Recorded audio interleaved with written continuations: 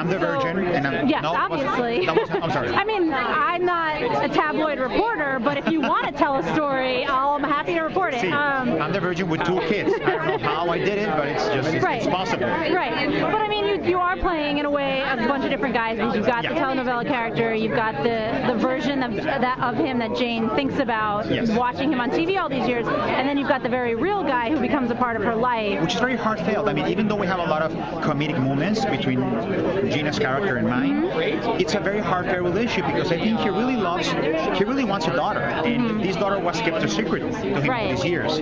So when he finds out, he gets super excited, and he really genuinely wants to be a part of his daughter's life. And I think Gina also, for 23 years, her character has been fantasizing about having a father.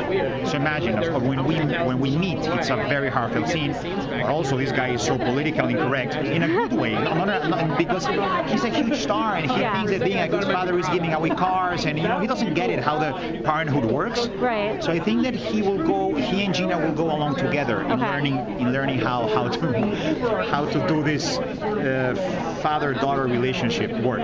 Do you feel like there's an extra layer though, because she thinks she knows a version of him because she grew up watching him? Exactly. Is that a moment where like I'm just singing about how you're everything. I love you. Okay.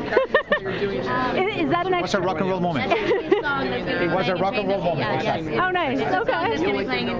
Exactly. Exactly. Is that like an extra layer of like she has this idea of who he is, and then when he comes, does he have to kind of say to her, no, that's not who I am? Layers, and I just think that it is. I mean, the character does play with a lot of moments in his life. He needs to be super heartfelt and serious in certain moments, but most of the time he's, I don't know, maybe the comic relief of the show. I mean, he really lives over the top, like the novellas that we see in Univision, which are just absurd. Oh, why haven't you called me? And that daughter is not mine, and those kind of things. Right. So you're obviously doing slightly different things we have when fun. you're. We have so much fun in the novellas. I mean, I wish I could be a simple fisherman and not the president of Ecuador del Norte.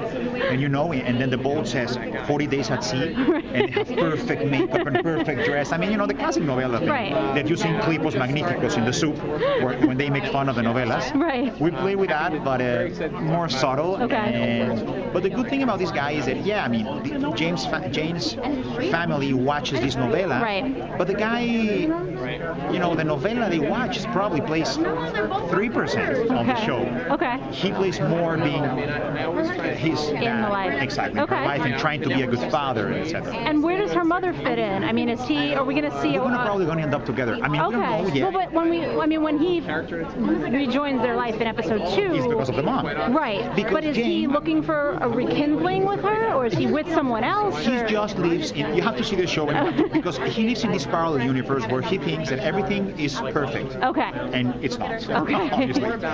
Pero that's because Jane starts asking about her dad. Right. So Xiomara contacts me, and hey, guess what? Right. When we fooled around when we were 17, something came out of this fooling around, and you're a father, and he gets super excited that he's a father.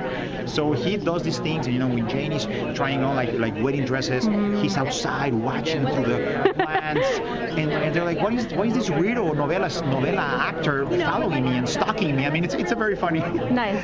There's a lot of very funny situations that you will see as the series progress. Okay. Great. Well, thank you so much. It's nice to meet you.